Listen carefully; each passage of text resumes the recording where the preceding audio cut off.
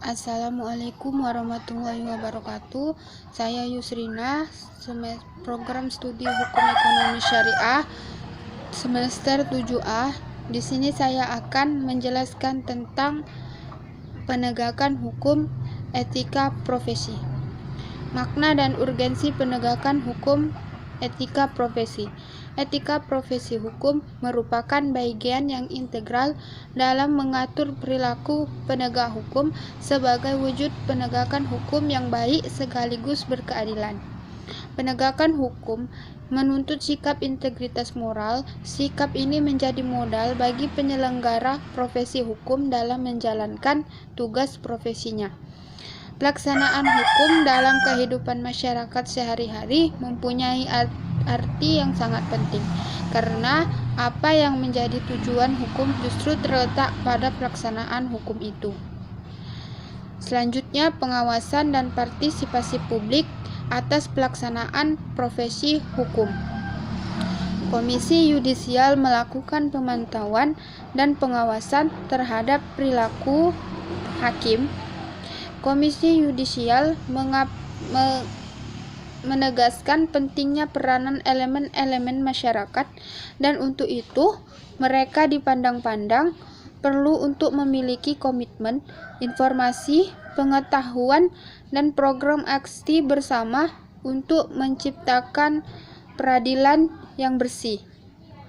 Dengan keterlibatan publik, ide atau kebijakan yang dihasilkan akan matang dan bermanfaat karena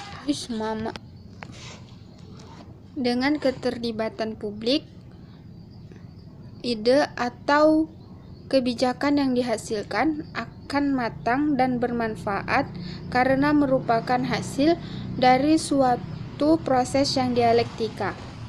Selanjutnya, penegakan oleh kelompok profesi hukum yang bersangkutan, seperti teguran, peringatan supaya menghentikan pelanggaran dan jangan berbuat lagi, pembebanan kewajiban tertentu atau ganti rugi atau denda, penyisihan atau pengecualian yaitu pencabutan hak-hak tertentu.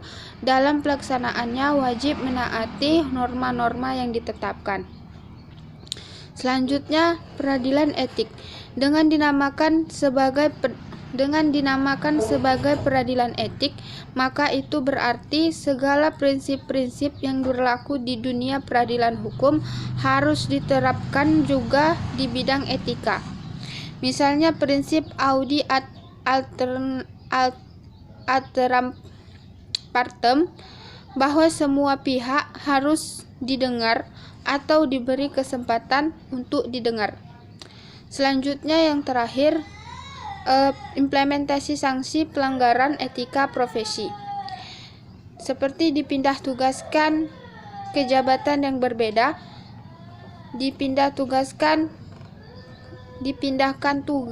ke daerah yang berbeda, pemberhentian secara hormat, pemberhentian secara tidak hormat. Jika